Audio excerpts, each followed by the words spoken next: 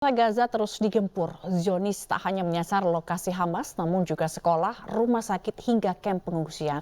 Dan untuk membahasnya, sudah bergabung bersama kami, Direktur Yayasan Persahabatan dan Studi Peradaban atau YPSP, Ahed Abu Al-Ata, pengamat Timur Tengah Hasibullah Satrawi, dan Ketua Presidium Mercy Sarbini Abdul Murad. Assalamualaikum, selamat sore Bapak-Bapak sekalian.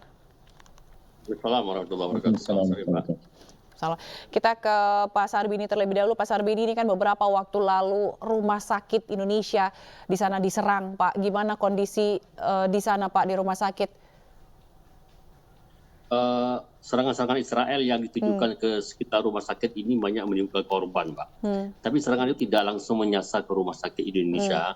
Tapi yang diserang adalah sekitar rumah sakit Indonesia, termasuk kamp paling besar, kamp Jabaliyah, sehingga korban-korban yang berduyun-duyun datang ke rumah sakit, di mana overload untuk menerima pasien.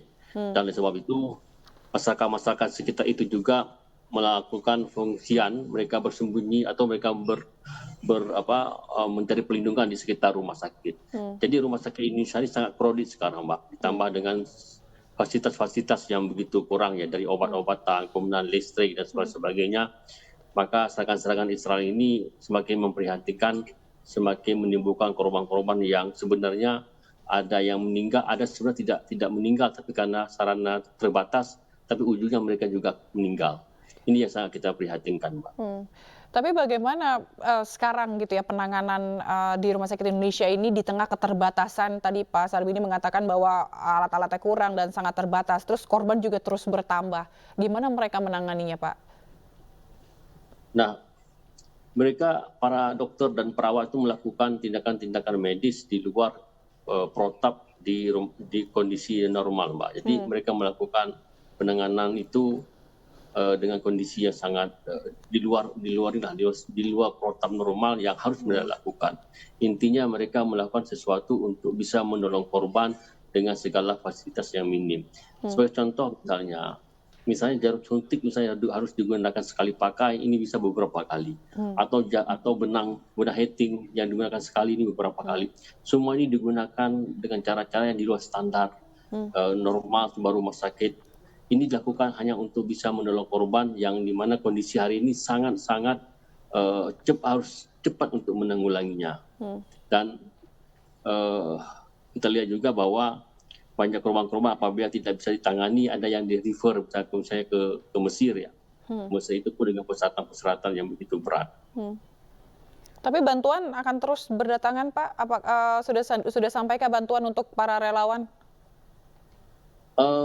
Bantuan sampai, tapi kadang-kadang untuk distribusi ini nggak semudah yang dibayangkan, Mbak. Kalau misalnya masih terjadi serangan-serangan Israel, karena setiap ada mobilitas, ada yang bergerak, ini menjadi sasaran empuk dari helikopter atau drone atau pesawat tempur Israel. Ya, sebab itu bantuan-bantuan ini mana yang menumpuk ke satu tempat, yang ini penyaluran ini agak lebih sulit kalau misalnya Israel tidak memberikan izin untuk mendistribusikan bantuan-bantuan internasional. Baik, kita ke Pak Ahed sekarang. Pak Ahed, keluarga Anda masih berada di sana, begitu? Apakah Anda masih berkomunikasi? Bagaimana kondisinya saat ini, Pak? Mungkin boleh dibantu Pak Hasibullah untuk mentranslate ke bahasa Arab.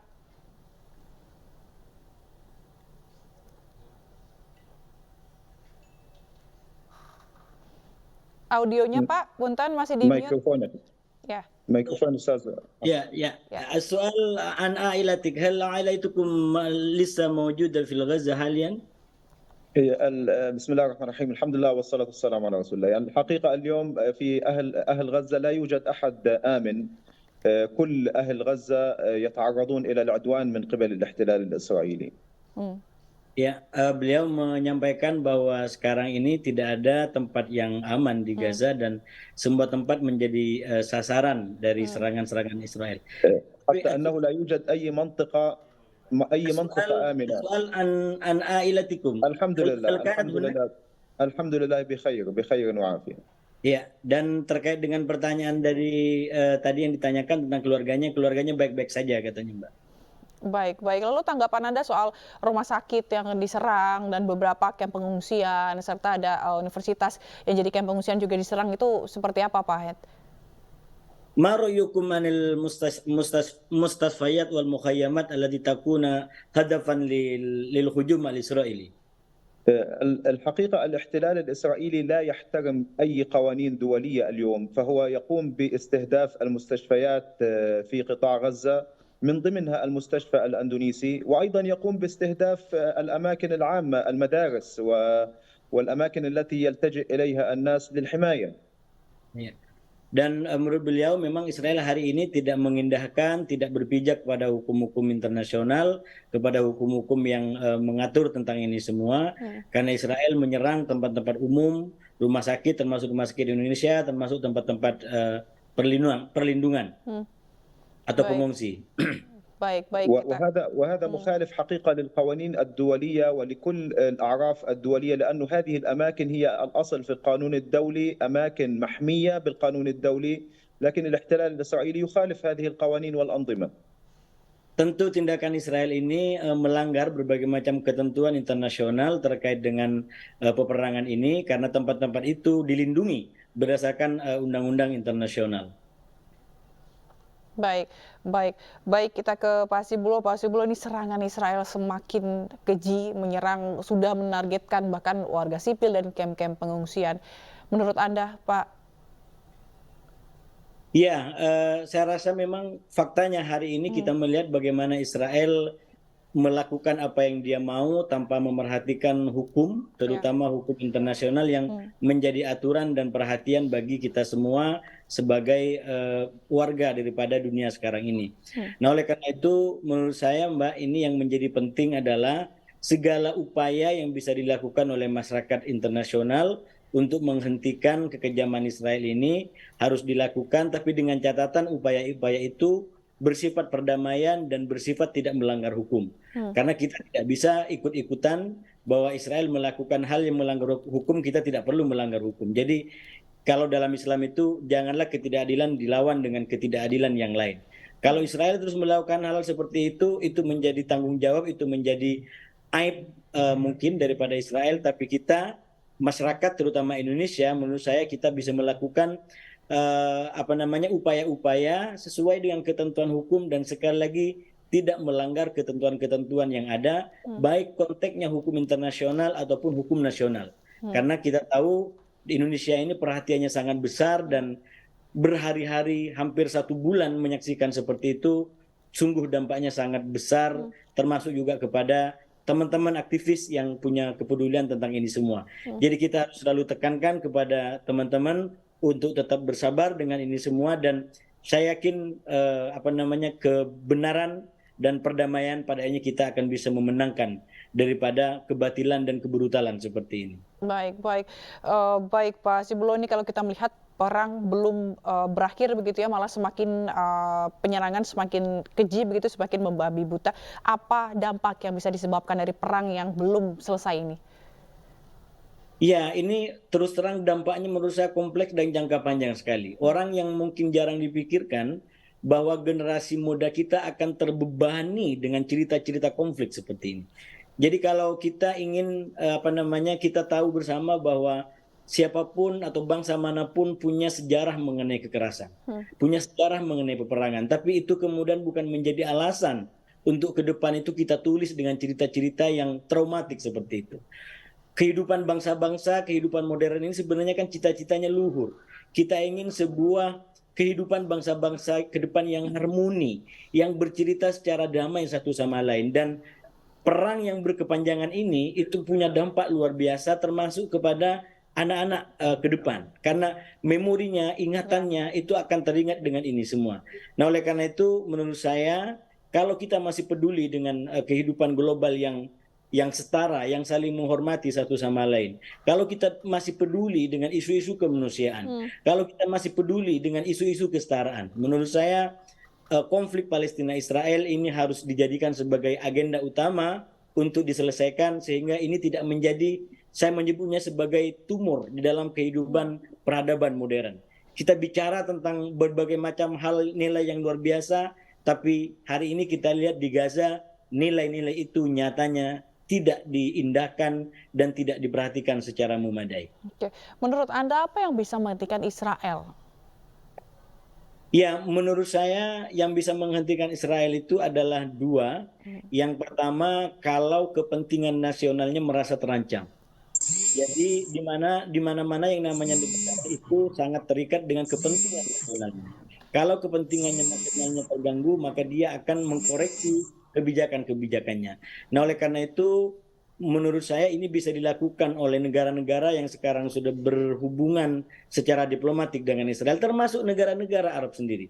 Saya melihat negara-negara Arab sendiri, terutama yang selama ini concern dengan jalur perdamaian, jalur diplomasi, ini belum melakukan sesuatu yang lebih berarti, lebih menekan kepada Israel. Karena Baik. Israel masih bebas bekerja sama dengan satu dengan yang lainnya. Baik, tapi kenapa menurut Anda negara-negara Arab saat ini tidak kesannya tidak membantu gitu? Kemana mereka? Kenapa mereka tidak mengambil suatu tindakan yang bisa membantu mungkin menghentikan perang? Jadi sebenarnya kalau kita baca peta perjuangan Palestina ini kan bisa dibagi dalam dua. Yang pertama yang saya sebut sebagai poros perlawanan, dikenal dengan istilah Mehwarul Muqawamah, yang itu salah satu kekuatannya adalah ada Hamas, ada Hizbullah dan lain sebagainya. Nah, yang kedua yang saya sebut sebagai Mehwarul Mufawadah atau kelompok-kelompok yang ingin mencapai kemerdekaan dengan cara perjuangan. Nah, menurut saya tentu ini ada plus minusnya. Yang Mehwarul Muqawamah itu atau perlawanan itu agak lebih bebas karena dia tidak terikat dengan kelompok-kelompok dengan negara-negara. Tapi yang perundingan itu agak lebih tersandra dalam tanda kutip karena dia harus memerhatikan kerjasama termasuk dengan Amerika atau bahkan dengan Israel itu sendiri. Nah, oleh karena itu menurut saya kalau kita betul-betul concern dengan diplomasi, cara-cara diplomasi, maka harapan untuk kemerdekaan Palestina itu harus dibuka. Karena kalau itu nggak diberikan, walaupun perang sampai sebesar apapun, mungkin fisiknya akan bisa ditaklukkan, tapi pikiran mengenai perlawanan itu tidak akan bisa dipadamkan. Baik. Dan pikiran itu muncul dari kenyataan bahwa kemerdekaan Palestina belum dinyatakan, belum diwujudkan. Baik. Karena itu solusinya menurut saya memang kemerdekaan Palestina dan itu menurut saya akan berdampak sangat besar terhadap kedamaian Israel yang berdampingan dengan Palestina dan negara-negara Arab yang lain. Baik. Kita ke Pak Het lagi. Pak Het, mungkin bisa diceritakan dulu bagaimana kehidupan Anda saat di Gaza atau di Palestina, saat Anda sebelum ke Indonesia begitu di tengahnya ada serangan dari Israel. Seperti apa hidup Anda? يا المذيعة تسأل كيف حياتكم في غزة قبيل أو قبل مغادرتكم إلى إندونيسيا؟ الحياة يعني في غزة قبل الحرب كان قطاع غزة يتعرض إلى الحصار منذ 16 عاما وكل شيء في غزة كان غير متوفر. في هناك حصار خانق كان على قطاع غزة. Ya, kata beliau bahwa Gaza semenjak 16 tahun terakhir itu memang sudah nggak ideal, penuh dengan kekurangan-kekurangan karena hidup di bawah pengepungan total yang dilakukan oleh Israel. المستشفيات كانت تعاني والتعليم كان يعاني والطلاب كانوا يعانون من السفر. الشعب الفلسطيني يتعرض إلى المعاناة منذ الاحتلال حتى الآن. وطوال حياته وهو يتعرض إلى المعاناة من قبل الاحتلال الإسرائيلي. Layanan publik banyak terganggu oleh kudeta yang dilakukan oleh pengepungan yang dilakukan oleh Israel, termasuk rumah sakit, kemudian pendidikan, termasuk anak-anak, dan itu sangat berpengaruh terhadap warga Gaza sampai sekarang. لذلك لا يوجد أي نوع من أنواع الحياة الطبيعية في قطاع غزة وكذلك في المسجد الأقصى كان الاحتلال الإسرائيلي يشدد من سياساته القمعية على المسجد الأقصى وعلى أهل الضفة الغربية. أيضا هناك المستوطنون يعتدون على أهلنا في الضفة الغربية كل يوم وهم يعربدون على الناس ويعتدون عليهم. Sama sekali tidak ada tempat yang ideal di Palestina, termasuk di kota-kota lain, termasuk di Masjid Al-Aqsa, bahkan di tepi barat. Karena Israel termasuk di Al-Aqsa itu melakukan politik-politik penangkapan dan menghabisi orang-orang atau umat Islam yang berada di situ dan termasuk di tepi barat. Oke, baik. Nah, Jadi sejak dulu ya kekhawatiran itu sudah ada dan kita nanti akan tanya juga ke Pak Sarbini mengenai apa saja yang saat ini dibutuhkan oleh relawan-relawan di Rumah Sakit Indonesia. Tapi jangan kemana-mana karena kita harus jeda terlebih dahulu. Tetaplah bersama Ini Sore.